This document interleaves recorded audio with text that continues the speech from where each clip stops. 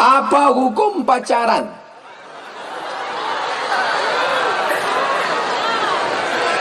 Anak-anakku, adik-adikku, kalian yang sudah hijrah, jangan lagi ada pacaran-pacaran. Janji? 1, 2, 3. Janji? Jangan ada dusta di antara kita. Buka HP, cari namanya, delete. Buka FB, cari namanya, unfriend. Putuskan. Insya Allah besok langsung dia update status. Apa status dia? Bukan perpisahan yang kutangisi, caro nandak lama.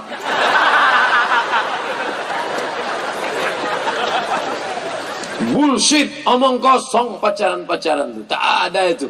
Waktu pacaran semuanya indah-indah. Mau makan apa ya? Iya ya. Pret. Bohong saja itu. Perempuan suka dilambung-lambung dengan kata-kata, laki-laki pula suka mengobral kata-kata. Berjumpalah, ditambah bumbu-bumbu setan. Akhirnya habislah kalian. Perempuan, kalian adalah timun. Laki-laki, kalian adalah durian. Durian berjumpa timun, yang hancur siapa? Timun. Rugi kalian, babak belur. Kasihan betul suami kalian. Dapat bekas-bekasnya aja.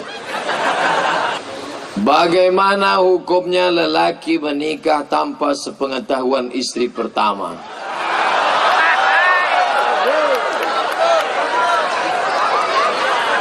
Secara hukum fikih sah.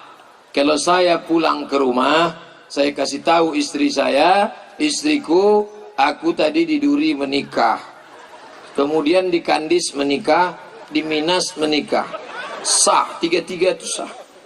Kecuali saya bilang 4, maka yang 1 itu tak sah, karena bini tak boleh lebih dari 4. Secara fikih nikah sah.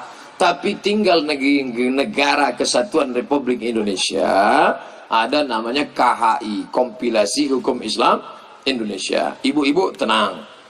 Tenang dulu. Kenapa saya katakan tenang? Karena menurut Kompilasi Hukum Islam Indonesia, tidak boleh laki-laki menikah tanpa ada izin istri pertama yang ditulis dengan perjanjian di atas materai 6.000 yang disahkan oleh pengadilan. Maka jangan ibu cemas, bapak itu tidak akan bisa menikah sebelum ibu membubuhkan tanda tangan setuju, kecuali nikah siri. Ini yang paling mengkhawatirkan kita.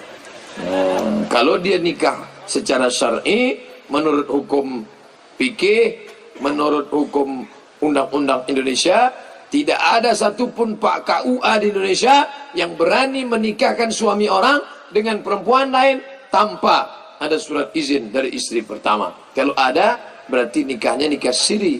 Perempuan jangan mau nikah siri. Kalian yang nikah siri, efek paling bahaya 3. Pertama, kalau laki-laki itu pergi, kalian tidak bisa menggugat cerai karena pengadilan tidak mengakui. 2, kalau mati si suami, si istri payah menuntut harta pusaka karena tak ada surat. Yang ketiga, pembuatan akte kelahiran anak. Nah, ini untuk menenangkan ibu-ibu yang khawatir. Bagaimana pandangan Islam mengenai suami yang tidak menafkahi keluarga bertahun-tahun, melepaskan tanggung jawab istri seperti kebutuhan hari-hari dan membiayai anak sekolah, termasuk membayar hutang-piutang yang dibuat suami yang dibayar oleh istri?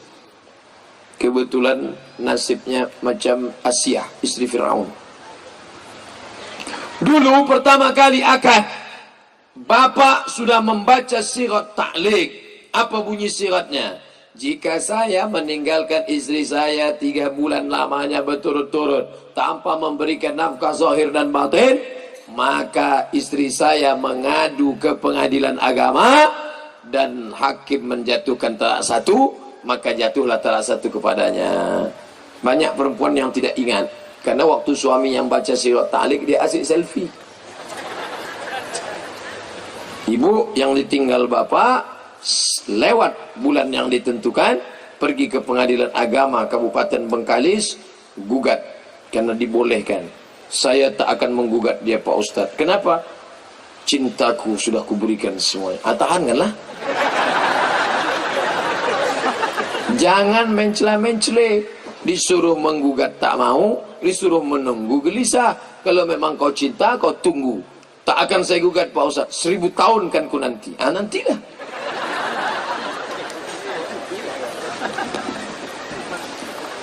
Apa hukum pacaran?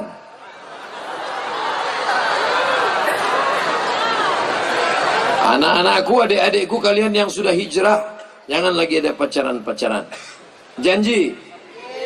1, 2, 3. Janji? Jangan ada dusta di antara kita. Buka HP, cari namanya, delete.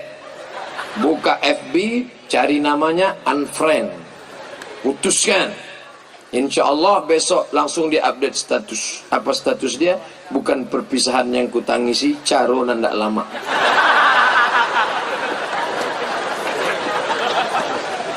Bullshit, omong kosong pacaran-pacaran itu. Tak ada itu. Waktu pacaran semuanya indah-indah. Mau makan apa ya? Iya. Pret. Bohong saja itu. Perempuan suka dilambung-lambung dengan kata-kata. Laki-laki pula suka mengobral kata-kata. Berjumpalah, ditambah bumbu-bumbu setan. Akhirnya habislah kalian. Perempuan, kalian adalah timun. Laki-laki, kalian adalah durian. Durian berjumpa timun, yang hancur siapa? Timun. Rugi kalian, babak belur. Kasihan betul suami kalian, dapat bekas-bekasnya aja. Bagaimana hukumnya orang yang sholat 5 waktu tapi dia suka memfitnah dan mengadu domba? La yadkhulul jannata namam. Tak masuk surga orang yang mengadu domba. Nabi membelah pelepah korma, dicucukkannya ke makam ini, ditusukkannya ke makam ini. Sahabat heran, kenapa kau tusukkan ya Rasulullah? Yamshi bin namimah, kerjanya mengadu domba. Tak ada guna ibadahnya, habis pahalanya. Diambil oleh orang-orang. Ya'ti yaumal qiyamati bisalatin, datang menghadap Allah, salatnya banyak. Wasiyamin, puasanya banyak. Wazakatin, zakatnya banyak. Sedekahnya banyak.